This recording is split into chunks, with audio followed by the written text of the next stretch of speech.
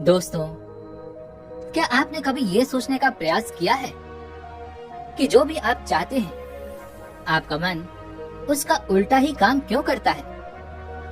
आप खुद से ये संकल्प लेते हैं कि आज से मैं सारे बुरे काम छोड़ दूंगा, लेकिन आपका मन बार बार उन्हीं बुरे कर्मों की ओर आपको खींच ले जाता है। जैसे मान लीजिए, आप में से कुछ लोगों को सिगरेट पीने की तो आदत होगी ही। आप ये दृढ़ संकल्प लेते हैं कि आज से मैं सिगरेट को हाथ तक नहीं लगाऊंगा।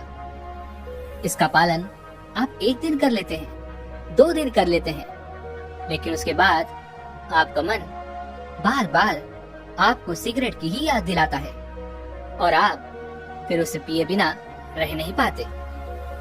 यह बात सिर्फ सिगरेट पर लागू नहीं होती, बल्कि हमारे जीवन में ऐसी कई सारी आदतें हैं जिन्हें हम छोड़ना तो चाहते हैं, लेकिन हमारा मन बार बार हमें उन्हीं आदतों के चक्कर में फंसा देता है और इसी कारणवश हम अपनी उन आदतों को खुद से अलग नहीं कर पाते, उन्हें छोड़ नहीं पाते। लेकिन अगर हम लगातार प्रयास करें, अपने मन के दृष्टा बन जाएं, अर्थात अपने मन के साक्ष्य बन जाएं, तो हम अपने मन की चाल को समझ सकते हैं, अपने मन की चाल को पकड़ सकते हैं और अपने मन की उन चालों को हम परिवर्तित भी कर सकते हैं। और एक बार यदि आप अपने मन की चाल को समझना सीख गए, उसे पकड़ना सीख गए, तो आप किसी भी आदत के गुलाम नहीं रह जाएंगे। आप जब चाहें उस आदत को किसी अच्छी आदत से परिवर्तित कर सकते हैं। किसी गलत आदत की जगह आप अच्छी आदत अपना सकते हैं, जैसे कि ब्रह्म मुहूर्त में उठना, या फिर ऐसा कोई काम जिस काम में हमें आलस्य आता है। हालांकि ये जो आलस्य है, ये हमारे मन के कारण ही उत्पन्न होता है, लेकिन हम अपने मन की इस चाल को समझ नहीं पाते, ना ही उसे समझने का कभी प्रयास करते हैं, जिस कारण हम मन के इस जाल में हमेशा यूं ही फंसे रह जाते हैं और अपनी इन आदतों को हम कभी भी बदलना नहीं चाहते, जिस कारण हमें बाद में पछतावा होता है। हम खुद को दोष देते हैं, खुद को प्रताड़ित करते हैं, क्योंकि हमारे पास इसके अलावा और कोई चारा भी नहीं बचा होता। तो आज की जो बहुत कहानी मैं आपको सुनाने जा रहा हूँ, इस कहानी के माध्यम से आप ये समझ सकते हैं कि हमारा मन हमें अपने आलस्य के इस जाल में फंसा कर रखता है। क्यों हम अपने मन के इस जाल को समझ नहीं पाते, क्यों हम इसे पकड़ नहीं पाते, और क्यों हम अपने मन के इस जाल में निरंतर फंसे रहते हैं और यहाँ से निकलने का हम प्रयास तक नहीं करते। बहुत समय पहले की बात है, एक छोटा सा राज्य था। उस राज्य में एक गुरुवर अपनी कुटिया बनाकर रहा करते थे। उनके साथ उनके कई सारे शिष्य भी वहीं पर शिक्षा ग्रहण किया करते थे। उन्हीं सभी शिष्यों में से एक शिष्य ऐसा था जो केवल अपनी बातें करता था। वह गुरु की बात कम सुनता और अपनी बात ज्यादा कहता था, क्योंकि उसे अपनी बातें लोगों को बताना बहुत अच्छा लगता था। वह उसी में हमेशा मस्त रहता। एक दिन की बात है, वह गुरुवर अपने सभी शिष्यों को ज्ञान की बात बता रहे थे। वह कह रहे थे कि हमें ध्यान क्यों करना चाहिए, ध्यान का क्या महत्व होता है। इन्हीं सभी विषयों पर वह गुरुवर अपने सभी शिष्यों से चर्चा कर रहे थे और उनके सभी शिष्य उनकी सारी बातें चुपचाप मौन होकर बड़ी एकाग्रता के साथ सुन रहे थे। वह गुरुवर अपने सभी शिष्यों से कह रहे थे कि आप किसी भी प्रकार का ध्यान क्यों न करें, आपको उस ध्यान की गहराई में उतरने के लिए अपने भीतर प्रेम जागृत करना होगा। आपको निरंतर अपने मन का निरीक्षण करते रहना होगा कि आपके मन में किस प्रकार के विचार आ रहे हैं और किस प्रकार के विचार जा रहे हैं। वह गुरुवर अपनी बात पूरी कर पाते उससे पहले ही वह शिष्य बीच में बोल पड़ा, हे गुरुवर, क्षमा कीजिएगा, लेकिन मैं बहुत दिनों से अध्ययन कर रहा हूँ, मैं बहुत दिनों से ध्यान करने का प्रयास कर रहा हूँ, पर मैं ध्यान कर ही नहीं पा रहा। मैं अपने मन का निरीक्षण कर ही नहीं पा रहा। मैं अपने आने जाने वाले सभी विचारों को ध्यानपूर्वक देखता हूँ, उनकी गहराई में उतरने का प्रयास भी करता हूँ, उन्हें समझने का प्रयास भी करता हूँ। लेकिन उसके बावजूद भी मेरे मन की इन आदतों में किसी प्रकार का कोई बदलाव नहीं हो रहा। ऐसा क्यों गुरुवर? मैं हर रात रोज यही सोचकर सोता हूँ कि मुझे सुबह ब्रह्म मुहूर्त में उठना है, लेकिन हमेशा की तरह मैं हर सुबह देरी से ही उठता हूँ।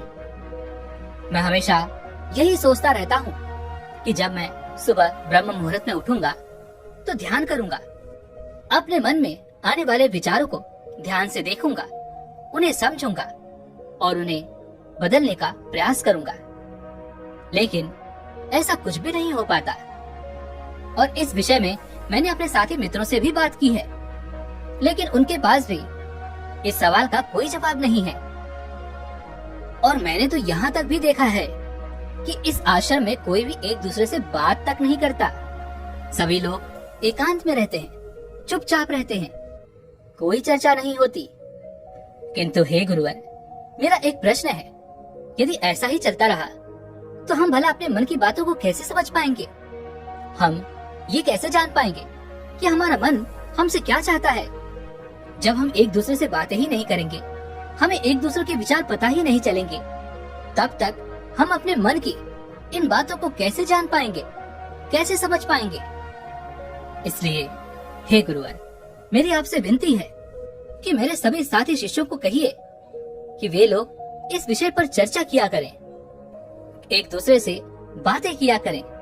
कम से कम वो इतना तो अवश्य बात करें कि आखिर उनके मन में क्या विचार आते हैं, और जब वह ध्यान करते हैं तो उस वक्त वो क्या महसूस करते हैं, और ध्यान के बाद उनके अंदर क्या बदलाव आता है।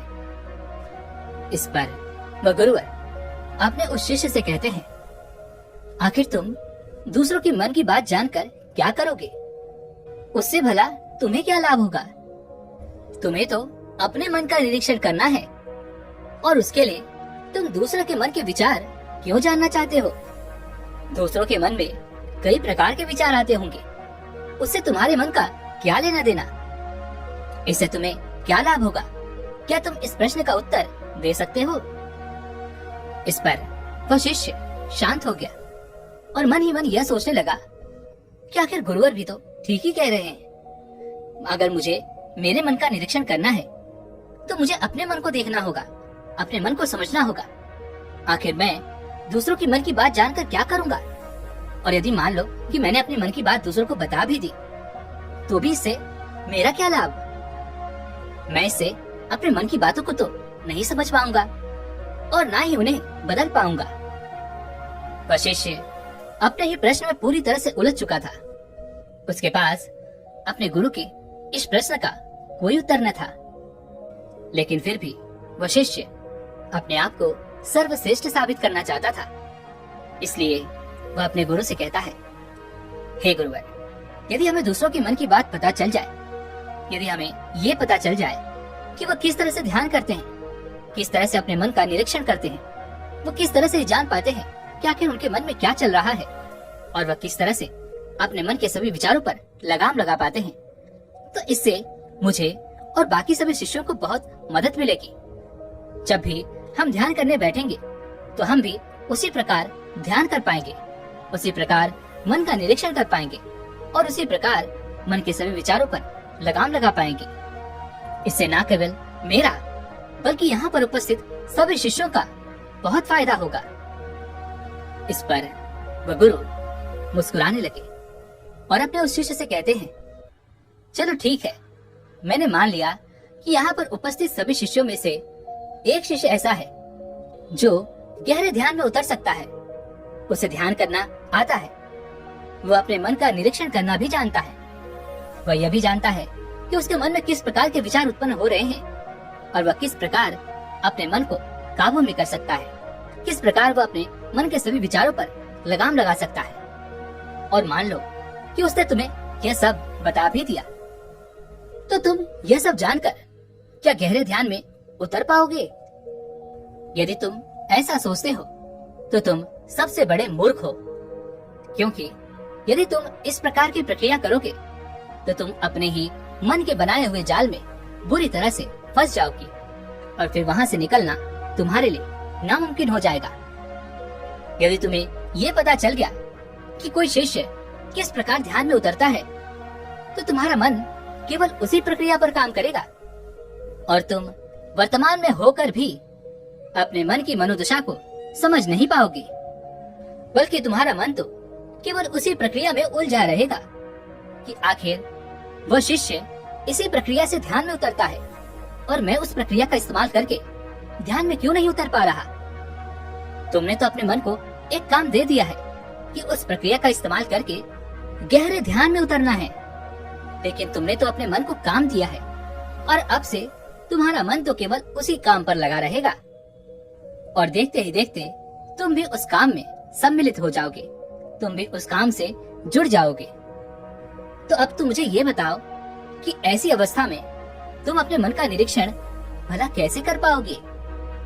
तुम्हें तो अपने मन का निरीक्षण करना था, लेकिन तुम तो खुद ही अपने मन के साथ उस काम में जुड़ चुके हो, उस काम में सम्मिलित हो चुके हो। अब ऐसे में तुम अपने मन का निरीक्षण कैसे करोगे, अपने मन के अंदर आने वाले विचारों का निरीक्षण कैसे कर पाओगे। आगे वह गुरुवर अपने शिष्य से कहते हैं, तुम अपने मन को तभी समझ सकते हो जब तुम अपने आप को अपने मन से अलग करके देख पाओगे। अपने मन की चालों को दूर खड़े होकर उस पर नजर रखो, उसे समझने का प्रयास करो, तभी तुम अपने मन का सही तौर पर निरीक्षण कर पाओगे। फिर तुम्हारे मन के अंदर आने वाले विचार चाहे किस विषय की भी हो, चाहे किसी प्रकार के भी हो, तुम्हें उन्हें दूर खड़े होकर देखना होगा, समझना होगा, तभी तुम अपने मन पर काबू पा सकोगे। अन्यथा यदि तुम अपने मन के साथ जुड़ गए तो तुम अपने मन को कभी भी समझ नहीं पाओगे। तुम उसके साथ ही काम में जुट जाओगे, तुम उसके साथ सम्मिलित हो जाओगे। जिस प्रकार तुम कोई कार्य करते हो तो तुम्हारा मन भी उस कार्य में जुड़ जाता है, ठीक उसी प्रकार तुम भी उसके साथ जुड़ जाओगे। जिस प्रकार जब तुम अपने विचारों को समझने का प्रयास करते हो तो तुम अपने विचारों के साथ जुड़ जाते हो और अपने विचारों में ही खोकर बहते चले जाते हो। इस बात का अनुभव तो तुमने किया ही होगा।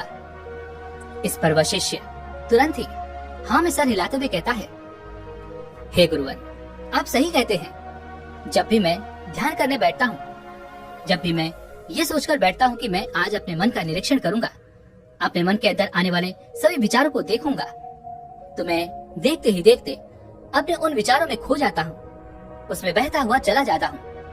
और कुछ समय बाद जब मुझे ये ध्यान आता है कि मैं तो अपने मन के सभी विचारों का निरीक्षण करने बैठा था, तब मैं वापस एक बार यह कोशिश करता हूँ कि मैं अपने मन के सभी विचारों का निरीक्षण कर पाऊँ, उन्हें देख सकूं, उनका दृष्टा बन जाऊं।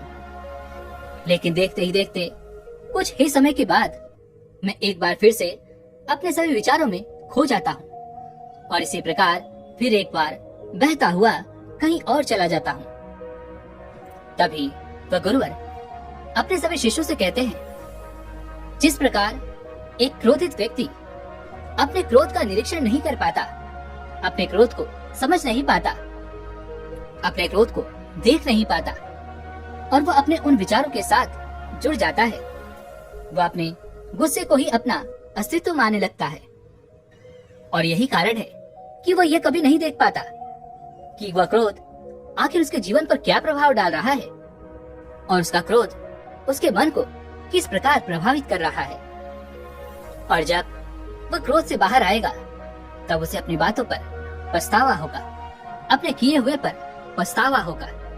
लेकिन फिर भी वह अपने मन की इस जाल को समझ नहीं पाएगा, वह अपने मन की इस चालाकी को देख नहीं पाएगा, क्योंकि उसके पास ये कला है ही नहीं कि वह अपने आप को अपने क्रोध से अलग करके यह देख पाए, यह समझ पाए कि क्रोध उसके जीवन पर, उसके मन पर किस प्रकार प्रभाव डाल रहा है।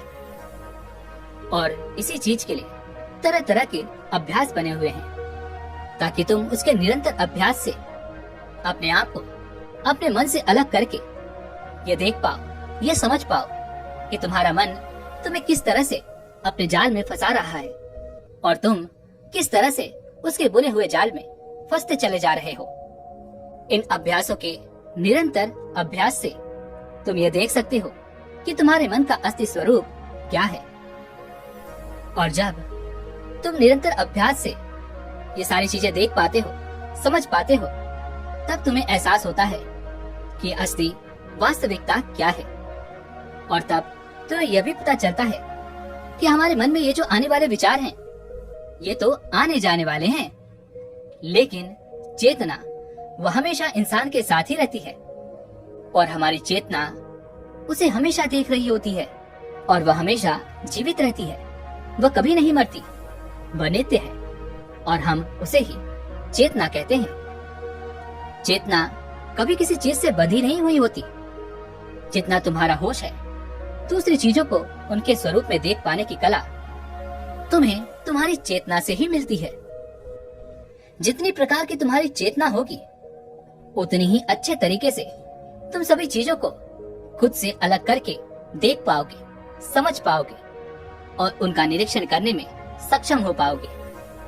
इसलिए अपनी चेतना को मजबूत बनाओ, अपनी चेतना को ऊपर उठाने का काम करो, ताकि तुम अपनी चेतना से किसी भी चीज का असली स्वरूप देख पाओ, समझ पाओ और उसका निरीक्षण कर पाओ। इस पर वशिष्ठ कहता है, हे गुरुवर, आप बार बार चेतना के स्तर को ऊपर उठाने की बात कर रहे हैं, तो इसके लिए तो हमें हमेशा होश में रहना होगा और हम अधिकांश समय तो होश में रह ही नहीं पाते।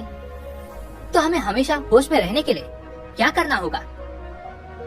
इस पर वह गुरुवर कहते हैं, तुम्हें अपनी चेतना के स्तर को ऊपर उठाने के लिए मौन रहना सीखना होगा। चुप होकर तुम अपने आप को, अपने मन को, अपने अंदर आने वाले सभी विचारों को देख सकते हो, समझ सकते हो, अपने सारे अनुभवों का अनुभव कर सकते हो। तब तुम्हें इस बात का भी पता चलता है कि तुम्हारे अनुभव आते हैं और तुम्हारे अनुभव चले जाते हैं। यह अनित्य है, वह हमेशा हमारे साथ नहीं रहते, लेकिन हमारा मन हमेशा उन्हीं अनुभवों को पकड़ कर रखता है। जैसे कि जब हमारे मन को कोई अच्छा अनुभव होता है या कोई खुशी मिलती है, तो हमारा मन बार बार उसी खुशी को पाने का प्रयास करता है, उसी अनुभव को पाना चाहता है और इसी कारणवश हमारी चेतना हमारे मन के अधीन हो जाती है, उसकी गुलाम बन जाती है। और कुछ ऐसा ही हाल एक सिगरेट पीने वाले का भी होता है, एक दारू पीने वाले का भी होता है और उन सभी का भी होता है जो किसी न किसी बुरी आदत का शिकार है। उन सभी की चेतनाएं उनके मन की गुलाम है और इसी कारणवश वह अपनी इस आदत से छुटकारा नहीं पा पाते। किंतु यदि तुम अपनी चेतना को अपने मन की इस गुलामी से आजादी दिलाना चाहते हो, तो तुम्हें मौन रहना सीखना होगा, तुम्हें चुप रहना सीखना होगा। जब हम मौन रहते हैं, तो हमारे मन में विचारों की संख्या कम होने लगती है। हम दूसरों की बातें ध्यानपूर्वक सुन पाते हैं, समझ पाते हैं और उन पर विचार भी कर पाते हैं। कौन सी बात सही है और कौन सी बात गलत। जिस प्रकार तुम बार बार मेरी बातों को काट कर अपनी बातें कहने का प्रयास कर रहे हो, यह अच्छी बात नहीं है। यदि तुम अपनी चेतना को अपने मन के इस जाल से निकालना चाहते हो, उसे अगले स्तर तक ले जाना चाहते हो, तो तुम्हें अपने मन को खाली करना सीखना होगा।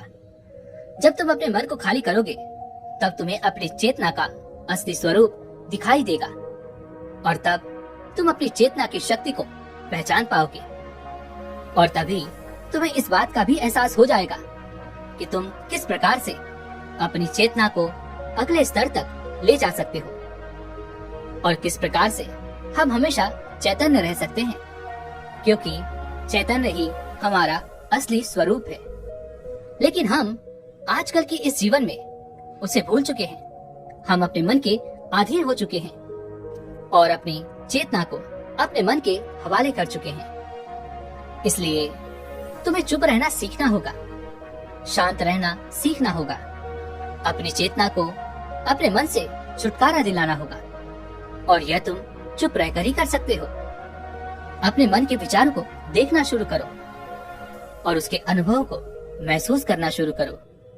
जब तुम अपने मन के साक्षी हो जाते हो तो तुम अपने मन के दृष्टा हो जाते हो, उसे देखने वाले हो जाते हो। तब तुम्हें पता चलता है कि तुम्हारे मन में किस प्रकार के विचार आ रहे हैं और किस प्रकार के विचार जा रहे हैं। तुम ये भी देख पाते हो कि जब हमारे मन में एक विचार आता है तो दूसरा विचार चला जाता है, और जब दूसरा जाता है तो तीसरा आता है। इस प्रकार जिस तरह सड़क पर भीड़ चल रही होती है, जहाँ एक आदमी जाता है तो दूसरा आता है, और जब दूसरा जाता है तो तीसरा आता है, और यह प्रक्रिया इसी प्रकार अनंत देर तक यूं ही चलती रहती है। ठीक इसी प्रकार हमारे मन की भूमि पर भी इसी प्रकार विचार आते और जाते रहते हैं, लेकिन धीरे धीरे हम उनसे जुड़े नहीं हैं, क्योंकि हम अपने मन के दृष्टा बने हुए हैं, हम अपने मन के साक्षी बने हुए हैं। हम तो केवल यह देख रहे हैं कि कौन सा विचार आ रहा है और कौन सा विचार जा रहा है, और देखते देखते धीरे धीरे हमारे मन के सारे विचार खत्म होने लगते हैं और हमारा मन पूरी तरह से खाली हो जाता है। हमारे मन की भूमि पूरी तरह से साफ और स्वच्छ हो जाती है। तब उस वक्त हमें पहली बार ये एहसास होता है कि चैतन्य होना कैसा लगता है। चैतन्य की शक्ति को हम पहचान पाते हैं। तब हम पहली बार चैतन्य का असली स्वरूप देख पाते हैं, और उसके लिए बस हमें मन की उस भूमि से कुछ खरपतवार को हटाना है। उसके लिए हमें कोई बहुत मेहनत नहीं करनी है, बस हमें अपने विचारों को देखते रहना है। किस प्रकार एक विचार आ रहा है तो दूसरा विचार जा रहा है। बस इसी प्रक्रिया को हमें लगातार देखते रहना है, उसका निरंतर अभ्यास करते रहना है, अपने मन का दृष्टा बने रहना है, और देखते ही देखते सारे विचार एक एक करके विलीन होते चले जाएंगे। लेकिन इसके लिए हमें चुप रहकर अभ्यास करना बहुत आवश्यक है। चुप रहकर तुम्हें अपने विचारों का आत्मनिरीक्षण करना होगा, अपने मन की भावनाओं को समझना होगा। तुम्हें देखना होगा कि जब तुम्हें क्रोध आता है तब तुम कैसा महसूस करते हो। तुम्हें खुशी होती है या फिर दुख, या फिर किसी से घृणा होती है। जब हम भावनाओं के अधीन हो जाते हैं और हमारा मन अति उत्तेजित हो जाता है तो हम उत्तेजना की वजह से उन भावनाओं को अलग होकर देख नहीं पाते। लेकिन अगर हम उत्तेजित ना हो और शांत होकर चुप रहकर अपने मन की सभी भावनाओं को देखने का प्रयास करें, उसे समझने का प्रयास करें, उसे जानने का प्रयास करें, तब हमें अपने मन का वास्तविक रूप देखने को मिलता है। तब हम उसे असली तौर पर समझ पाते हैं, जान पाते हैं, और तब हमें इस बात का भी एहसास हो जाता है कि कोई भी भाव सदा के लिए नहीं है। हर भाव को आना है और चले जाना है। जिस प्रकार हमारे जीवन में खुशियां जाती हैं तो दुख आता है, दुख जाता है तो खुशियां आती हैं, ठीक उसी प्रकार हमारे मन के भाव भी होते हैं। जहाँ पर एक भाव उत्पन्न होता है तो उसके खत्म होने पर हमारे मन में दूसरा भाव भी उत्पन्न होता है। हम इन सभी बातों की वास्तविकता को देखने लग जाते हैं, इन सभी बातों को अच्छी तरह से समझने लग जाते हैं, और सारे भाव एक एक करके हमारे मन में ही विलीन होने लगते हैं, और सिर्फ एक प्रेम, एक आनंद हमारे अंदर बच जाता है, और उसे ही हम परमानंद कहते हैं। और यही हमारा असली स्वरूप है। इसलिए तुम्हें चुप रहकर अपने अभ्यास पर काम करना होगा। तुम्हें दूर खड़े होकर अपने मन की चाल को देखना होगा, समझना होगा, उसे निरीक्षण करना होगा, और देखते ही देखते तुम्हारे मन के सारे विचार यूं ही विलीन होते चले जाएंगे। और जब तुम्हारे मन में किसी प्रकार के कोई विचार नहीं बचे होंगे तब तुम्हारा मन किसी भी काम में बड़ी आसानी से लग जाएगा। हर काम को हम ध्यान बना सकते हैं, हर काम में हम ध्यान में प्रवेश हो सकते हैं। जब तक हमारा मन हम पर हावी होता है तब तक हम ध्यान में कभी प्रवेश नहीं हो सकते, क्योंकि जब तक हमारा मन ही नहीं राजी होगा तब तक हम ध्यान कैसे कर सकते हैं। इसलिए सबसे पहले हमारे मन का राजी होना अति आवश्यक है। और यह प्रक्रिया हर एक काम में लागू होती है। लेकिन एक बार हमारे मन के सारे विचार विलीन हो जाते हैं तो हम किसी भी कार्य में पूरे मन लगाकर किसी भी कार्य को पूरा कर सकते हैं और हर काम में ध्यान लगा सकते हैं और ध्यान ही हमारा असली स्वरूप बन जाता है और फिर वही हमारी चेतना भी बन जाती है। यह सब सुनकर वहाँ पर उपस्थित सारे शिष्य बड़े प्रसन्न हुए और वे सभी मुस्कुरा रहे थे। तभी उन गुरुवर ने अपने सभी शिष्यों को चेतावनी देते हुए कहा, यहाँ पर उपस्थित सभी शिष्य जो इस समय प्रसन्न हो रहे हैं, ये भी उनके मन का एक भाव है जिस कारण वो प्रसन्न हो पा रहे हैं, हंस रहे हैं। लेकिन हर वक्त हर समय तुम्हें ये सारी बातें सुनने और समझने को नहीं मिल पाएंगी और उस वक्त तुम अपने आप को बहुत क्षीण महसूस करोगे और उस वक्त तुम प्रसन्न नहीं रह पाओगे। इसलिए यदि तुम्हें असली आनंद की खोज है, ऐसी प्रसन्नता तुम सदैव के लिए हासिल करना चाहते हो जो कभी ना मिटे, तो तुम्हें शांत होकर, मौन होकर, भावना रहित होकर अपने विचारों और अपनी भावनाओं को देखना शुरू करना होगा। उसके बाद तुम्हें खुद ही महसूस होगा कि हमारी चेतना शाश्वत होती है, वो कभी नहीं मरती और बाकी सभी चीजें अनित्य हैं। उनका एक न एक दिन खत्म होना तय है। वे सभी मर जाएंगे, पीछे छूट जाएंगे और कोई भी चीज इस संसार में शाश्वत नहीं होती सिवाय हमारी चेतना के। जब हमारा शरीर प्राण छोड़ता है तो हमारे शरीर से सबसे पहले हमारी चेतना ही निकलती है, इसलिए चेतना कभी नहीं मरती। आगे वह गुरुवर अपने सभी शिष्यों को निर्देश देते हुए कहते हैं, आज और अभी इसी वक्त हम ध्यान करेंगे। ध्यान करते वक्त हम अपने मन से अलग होकर अपने मन के सभी विचारों को देखेंगे, उन्हें समझेंगे, उनका निरीक्षण करेंगे। किंतु याद रहे, हमें अपने विचारों के साथ सम्मिलित नहीं होना है, उनके साथ जुड़ना नहीं है। हमें तो केवल अपने सभी विचारों पर ध्यान देना है, अपने मन का साक्षी बनना है, दृष्टा बनना है, ताकि हम अपने मन के सभी विचारों को देख सकें, समझ सकें, उन पर विचार कर सकें। और आज से तुम सभी को इसका निरंतर अभ्यास भी करते रहना होगा।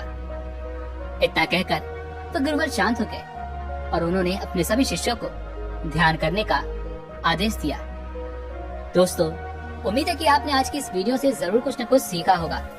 तो इस वीडियो को लाइक और अपने दोस्तों के साथ शेयर करना ना भूलें और हमें ऐसे ही सपोर्ट करने के लिए चैनल को सब्सक्राइब और घंटी बटन को भी जरूर दबा दें। तो चलिए मिलते हैं ऐसे एक और वीडियो में, तब तक के लिए अपना ख्याल रखें। धन्यवाद।